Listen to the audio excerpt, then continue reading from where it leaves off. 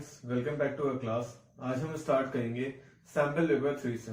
Okay, तो हम continue करते हैं सैंपल पेपर 3 के सेक्शन ए से। जैसे मैंने हर वीडियो में बताया कि सेक्शन ए में आपको 20 क्वेश्चंस मिलेंगे, जिसमें से आपको कोई भी 16 अटेम्प्ट करने होंगे। ओके, चलिए स्टार्ट करते हैं हम लोग सेक्शन ए सॉल्व करना।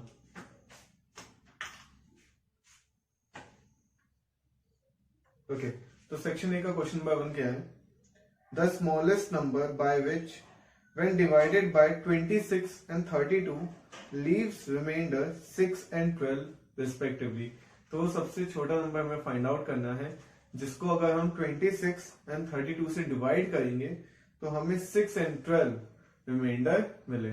ओके, तो हमारे नंबर्स क्या हैं? 26 and 32। तो इससे डिवाइड करने पे हमको रिमाइंडर कितना मिलना चाहिए? 6। एंड इससे डिवाइड करने पे रिमाइंडर कितना मिलना चाहिए हमको? 12।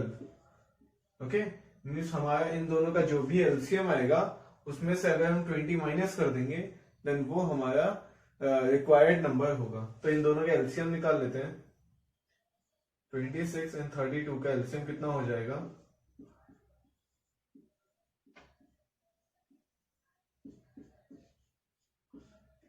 ओके, तो आप जब इनका एलसीएम निकालेंगे तो आपको कुछ इस तरह से मिलेगा 2 की पावर 5 इंटू 13, एंड जिसकी वैल्यू कितनी आ जाएगी? 416।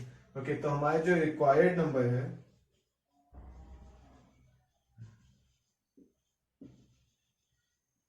रिक्वायर्ड नंबर हमारा कितना हो जाएगा? 416 में से हम लोग ये 20 माइनस कर देंगे। देन 20 माइनस करने के बाद हमारे पास नंबर कितना आ गया? 396।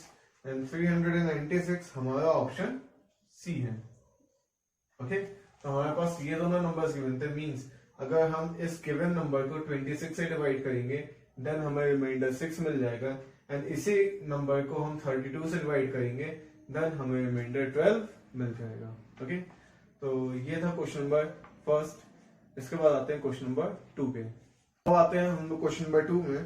क्वेश्चन नंबर 2 में हमको गिवन है if two triangles DEF, okay, तो एक ट्राइंगल DEF है, ये question number 2, and triangle PQR। Okay, इन दोनों ट्राइंगल्स में क्या है? एंगल D इक्वल है एंगल Q के, एंड एंगल R इक्वल है एंगल E के। ओके, देन इसमें बताना है कि 4 ऑप्शंस में से कौन सा ऑप्शन ट्रू नहीं है। ओके, देन इसके अकॉर्डिंग हम इनके नेमिंग कर लेते हैं। अब क्योंकि दोनों ट्राइंगल सिमिलर होंगे बाय ए सिमिलैरिटी, देन इनके नेम क्या हो जाएंगे? DEF हमने इसको लिख लिया। Similar to triangle, angle D बराबर है Q के, तो D के करस्पॉन्डिंग कौन सा नाम होगा? Q। एंड R बराबर है E के, तो E की जगह पे होगा एंगल R, एंड F की जगह पे हो गया P। तो ये हमारी नेमिंग हो गई, एंड इसकी करस्पॉन्डिंग साइड्स का रेशियो क्या हो जाएगा?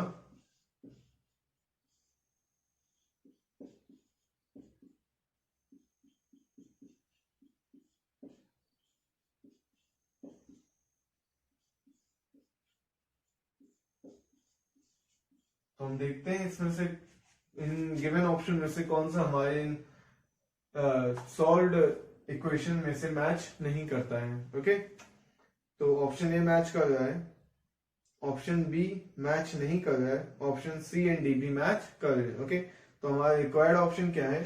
ऑप्शन बी, क्योंकि ऑप्शन बी में रिलेशनशिप क्या गिवन है हमको?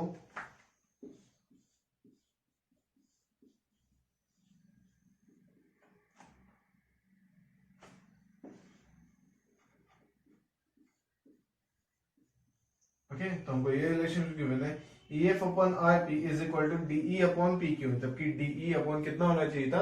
QR होना चाहिए था। ओके, तो इसका मतलब ऑप्शन बी जो है वो सही ऑप्शन है, क्योंकि ये हमारे इस गिवन ट्रायंगल से मैच नहीं कर रहा है। ओके, तो correct option is option B. Okay, तो ये था गाइस क्वेश्चन नंबर 2। इसके बाद आते हैं क्वेश्चन नंबर 3 पे। ओके गाइस, तो क्वेश्चन नंबर 3 में हमको क्या गिवन है? क्वेश्चन नंबर 3 में हमको 2 पॉइंट्स गिवन है A एंड B, जिनके कोऑर्डिनेट्स गिवन है, एंड क्या गिवन है कि P जो है वो पॉइंट A एंड B से इक्वी डिस्टेंस पे है, यानी कि AP का डिस्टेंस जो है वो BP के डिस्टेंस के इक्वल है। ओके, तो हमें क्या करना है, इन दोनों इक्वेशंस मींस दोनों के डिस्टेंस को एक दूसरे के इक्वल रख देना है एंड के की वैल्यू फाइंड आउट करनी है। Then AP will be equal to BP. Then AP का फॉर्मूला क्या हो जाएगा, अंडर रूट 5 माइनस 2 का square minus k plus k minus 4 का square equals under root k minus 2 का स्क्वायर प्लस 7 माइनस 4 का स्क्वायर। अब इन गिवन इक्वेशंस को हम सॉल्व कर लेते हैं।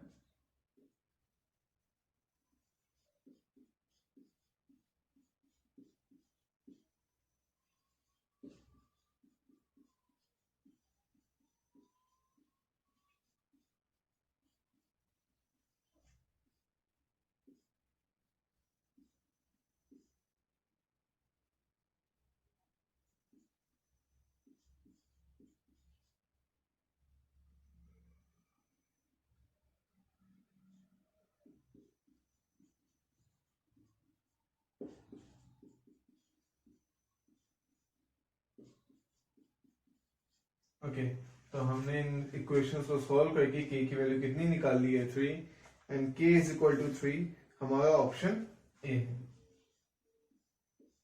ओके, तो हमें यहाँ पे गिवन क्या था कि ए मींस ये जो पॉइंट पी है वो ए एंड बी से इक्वी डिस्टेंस पे है, तो हमने दोनों की डिस्टेंस को इक्वल रख दिया, डिस्टेंस फॉर्मूला यूज किया, वैल्यूज सब्स्टिट्यूट की एंड के की वैल्यू 3 हमने निकाल ली। ओके, देन ये था हमारा क्वेश्चन नंबर 3। इसके बाद आते हैं क्वेश्चन नंबर 4 पे। ओके, तो क्वेश्चन नंबर 4 में क्या गिवन है, हमें तो इक्वेशंस गिवन है एंड उनमें हमको y की वैल्यू फाइंड आउट करनी है। तो इक्वेशन में लिख देता हूं,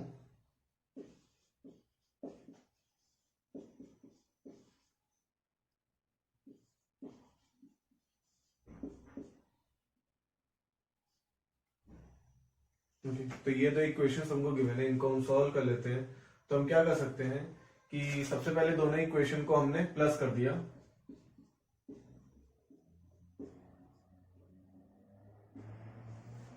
ओके, देन ये हो गया हमारा 15, y हमारा निकल गया, यहाँ कितना आ गया 5x, देन x की वैल्यू हमारे पास आ गई 3। अगर x हमारा 3 है तो हम इन दोनों में से किसी भी इक्वेशन में x की वैल्यू सब्स्टिट्यूट करके y की वैल्यू फाइंड आउट कर सकते हैं। तो हम इस इक्वेशन में क्या करते हैं, सब्स्टिट्यूट कर देते हैं।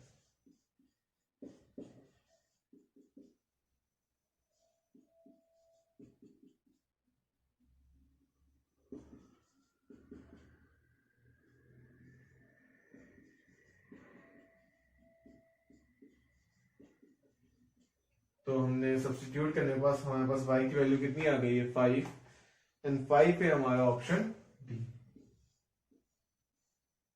ओके, देन आते हैं हम लोग क्वेश्चन नंबर 5 पे।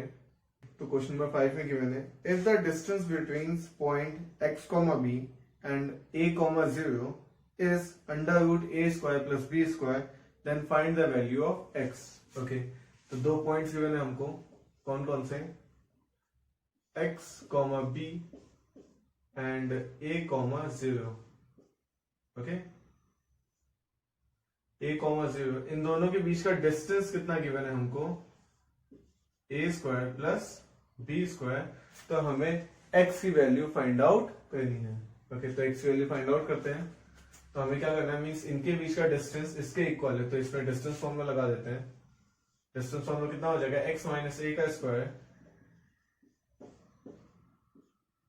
प्लस b माइनस 0 का स्क्वायर।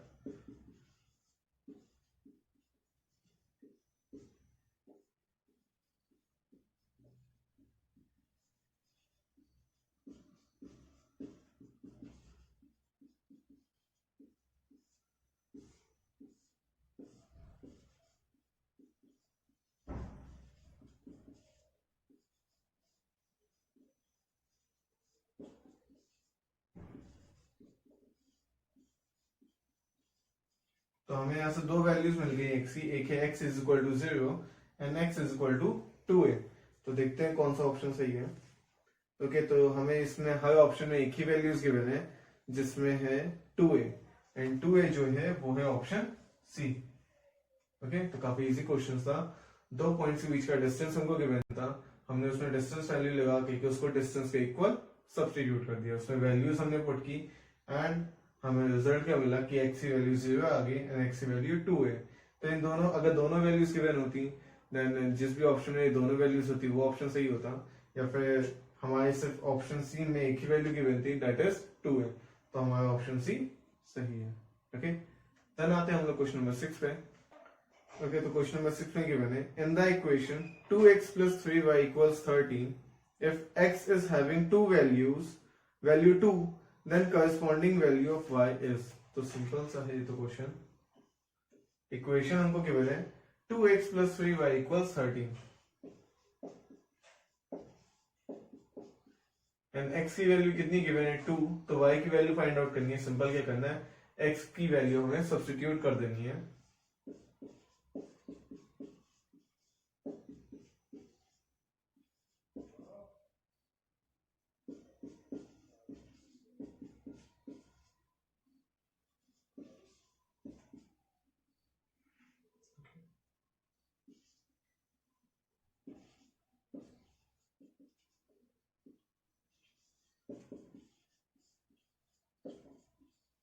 ओके, तो हमने यहाँ पे x की वैल्यू 2 सब्स्टिट्यूट कर दी, तो वैल्यू कितनी आ गई हमारे पास y की 9/3 दैट इज 3। तो देखते हैं y की वैल्यू 3 कौन सा ऑप्शन है। ओके, देन y की वैल्यू 3 है ऑप्शन बी।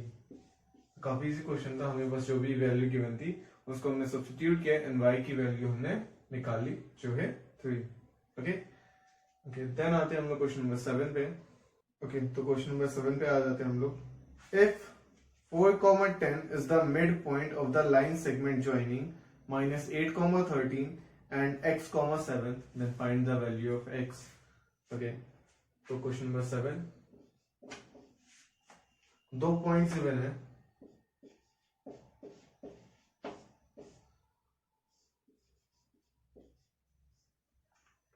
एंड इनका मिड पॉइंट हमको गिवन है। मिड पॉइंट कितना है हमारे पास 4,10, ये मिड पॉइंट है। इन दोनों गिवन पॉइंट से मिड पॉइंट है, तो इसमें हम क्या करते हैं, हमें x की वैल्यू निकालनी है, तो इसमें मिड पॉइंट का फॉर्मूला पुट कर देते हैं। x की वैल्यू यहाँ पे 4 गिवन है, x1 हमारा -8 है, x2 हमें पता नहीं है अपॉन 2, तो हमने इसको क्रॉस मल्टीप्लाई कर लिया।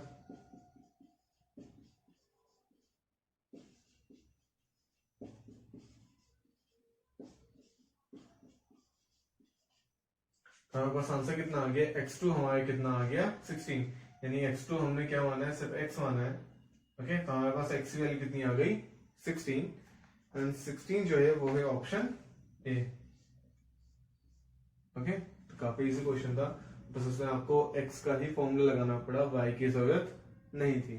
ओके, अगर हमें यहाँ y की भी वैल्यू निकालनी होती देन हम y के कोऑर्डिनेट्स मींस y का मिड पॉइंट वाला फॉर्मूला यूज करते, बट सिर्फ और सिर्फ x पूछा गया था तो हमने x का ही यूज किया है। ओके, तो ये था हमारा क्वेश्चन नंबर 7। नेक्स्ट आता है हम लोग क्वेश्चन नंबर 8 पे। ओके, तो क्वेश्चन नंबर 8 में गिवन है if the mid points of the line segment joining a and b is p and 2x plus 3y minus 10 equals 0, then find the value of k। तो हमें k की value निकालनी है, जिसमें हमें a की वैल्यू गिवन है, a की कोऑर्डिनेट्स हमारे पास 5,4, b के कोऑर्डिनेट्स है हमारे पास k,8 एंड p के कोऑर्डिनेट्स हैं x, y एंड हमें जो गिवन इक्वेशन है वो क्या है हमारे पास 2x plus 3y minus 10 equals 0। ये हमें इक्वेशन गिवन है, तो हमें इसमें सिर्फ और सिर्फ किसकी वैल्यू फाइंड करनी है, जो है हमारा मेन k, इसकी वैल्यू फाइंड करनी है, तो इसकी वैल्यू फाइंड करते हैं। ओके, तो हम क्या कर सकते हैं, y एंड इस y को means y1 y2 and y को लेकर के मिड पॉइंट, क्योंकि p हमारा मिड पॉइंट गिवन है b का। ओके, तो हम सबसे पहले y की वैल्यू फाइंड आउट कर लेते हैं। Then y is equal to, हमको पता है क्या होता है, y1 plus y2 upon 2, y की वैल्यू प्लेस की, y की जगह पे y लिखा है दिया, y1 हमारा 4 है, y2 हमारा 8 है अपॉन 2, तो y की वैल्यू कितनी आ जाएगी 4 प्लस 8 12, 12 डिवाइडेड बाई 2 6, y की वैल्यू 6 आ गई। देन इस इक्वेशन में हम y की वैल्यू प्लेस कर देते हैं,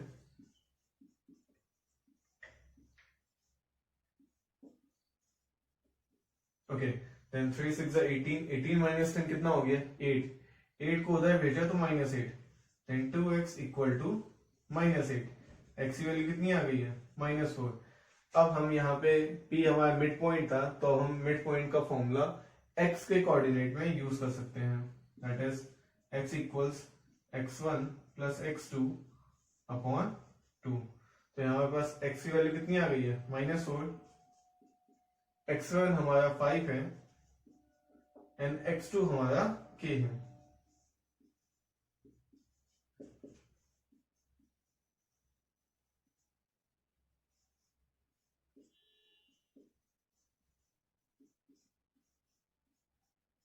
हमारे पास k की वैल्यू कितनी आ गई है -13 एंड -13 है हमारा ऑप्शन डी। ओके तो बस हमें यहाँ 3 स्टेप में क्वेश्चन करना था। पहला स्टेप क्या था कि हमें सबसे पहले y की वैल्यू निकालनी पड़ी। जब हमारे पास y की वैल्यू आ गई मिड पॉइंट यूज करके, देन हमने y की वैल्यू इस गिवन इक्वेशन में सब्स्टिट्यूट कर दी। इस गिवन इक्वेशन में सब्स्टिट्यूट करने के बाद x की वैल्यू आ गई -4 एंड फिर x की वैल्यू हमने x के मिड पॉइंट वाले फॉर्मूले में पुट की तो हमें x2 दैट इज k की वैल्यू मिल गई जो थी -13 एंड हमारा ऑप्शन डी से मैच कर रहा था। ओके ये था हमारा क्वेश्चन नंबर 8। देन आते हैं हम लोग क्वेश्चन नंबर 9 पे। क्वेश्चन नंबर 9 में एक फिगर गिवन है वो मैं ड्रॉ कर देता हूं।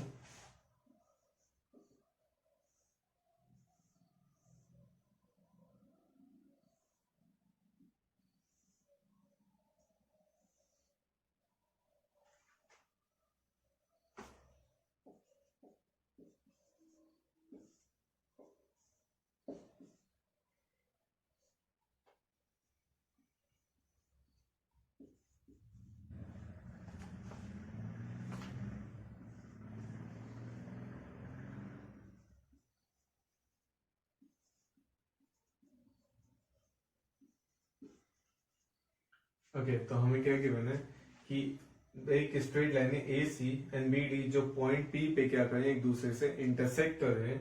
ओके देन हमें बताना है कि एंगल बी पी ए की वैल्यू कितनी होगी। हमें ये वाला एंगल फाइंड आउट करना है। ओके तो हम देख सकते हैं ये दोनों ट्रायंगल किस तरह से हैं, सिमिलर हैं। तो सबसे पहले सिमिलैरिटी आप कैसे देखेंगे कि करस्पॉन्डिंग साइड्स का रेशियो क्या है, सेम है and one of the opposite means vertically opposite angle is equal।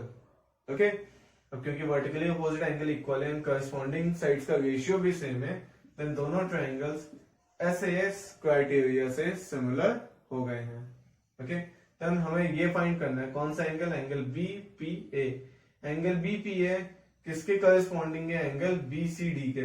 तो इस ट्राइंगल से हम एंगल C निकाल लेते हैं। एंगल C कितना हो जाएगा, angle C plus 50 plus 30 equals 180 angle sum property of a triangle.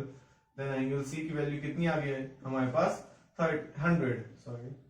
तो हमारे पास एंगल सी कितना आ गया 100 एंड एंगल सी किसके करेस्पॉन्डिंग है, एंगल बी के। Angle C equals angle B and angle B की भी वैल्यू कितनी होगी 100 डिग्री। तो बी हमारा 100 है, ऑप्शन डी। ओके ओके तो हमने किया कैसे, क्योंकि ये दोनों ट्रायंगल हमारे किस तरह से थे, सिमिलर थे। सिमिलर कैसे थे कि corresponding sides that is 2.5 upon 3 इसका रेशियो 5 अपॉन 6 के रेशियो के इक्वल है and one of the opposite angles are equal. तो ये दोनों SAS क्राइटेरिया से सिमिलर हो गए। जब सिमिलर हो गए देन इनके करस्पॉन्डिंग एंगल्स क्या होते हैं, इक्वल होते हैं। तो 50 इसके इक्वल है, 30 इसके इक्वल हो जाएगा। मींस ये जो हमने 100 निकाला था ASP यूज करके, angle sum property of triangle use करके, ये एंगल C हमारे एंगल B के इक्वल था। तो एंगल C अगर 100 है देन एंगल B भी कितना हो गया 100। ओके तो ये था हमारा क्वेश्चन नंबर 9। नेक्स्ट आते हैं क्वेश्चन नंबर 10 पे। तो क्वेश्चन नंबर 10 में क्या गिवन है, find the value of k for which the given system of equations 4x plus y equals 5 8x plus ky equals 12 it has no solution। तो मैं दोनों इक्वेशंस लिख देता हूं।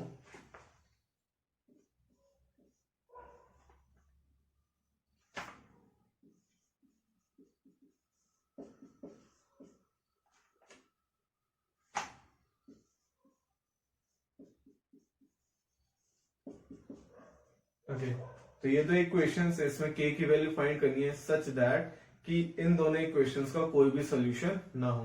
तो कोई भी सोल्यूशन ना होने का क्राइटेरिया क्या होता है, a1/a2 is equal to b1/b2 but not equal to c1/c2।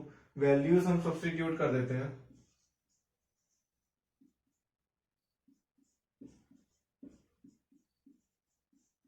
तो हम यहां से k की वैल्यू फाइंड कर लेते हैं। तो हमें k की वैल्यू कितनी मिल गई, 2। अगर k इज इक्वल टू 2 होगा देन इन दोनों लाइंस का कोई भी सोल्यूशन नहीं होगा, and k is equal to 2 है ऑप्शन सी। ओके, तो ये था हमारा क्वेश्चन नंबर 10, ओके, जिसमें हमने नो सोल्यूशन का क्राइटेरिया यूज करके हमने k की वैल्यू फाइंड आउट कर ली। ओके स्टूडेंट्स, तो आज हमने सेक्शन ए के 10 क्वेश्चन सॉल्व किए हैं। ओके, देन इन 10 क्वेश्चन से आपको कोई भी डाउट होता है तो आप कमेंट सेक्शन में हमको बता सकते हैं, तो उसका जो भी एक्सप्लेनेशन होगा हम आप तक और अच्छे से पहुंचा देंगे। ओके, एंड आप ऐसे ही प्रैक्टिस करते रहिए and sample papers please solve करते रहिए। जितने ज्यादा सैंपल पेपर आप सॉल्व करेंगे उतना ही आपका मीन्स मेथड भी शार्प होते जाएंगे एंड आपको नए नए ट्रिक्स पता चलते जाएंगे। ओके, एंड कोई भी आपको दिक्कत हो तो आप कमेंट सेक्शन में बता सकते हैं, उसका सोल्यूशन आप तक जल्दी पहुंच जाएगा। Okay, thank you for watching and all the best for your board exams.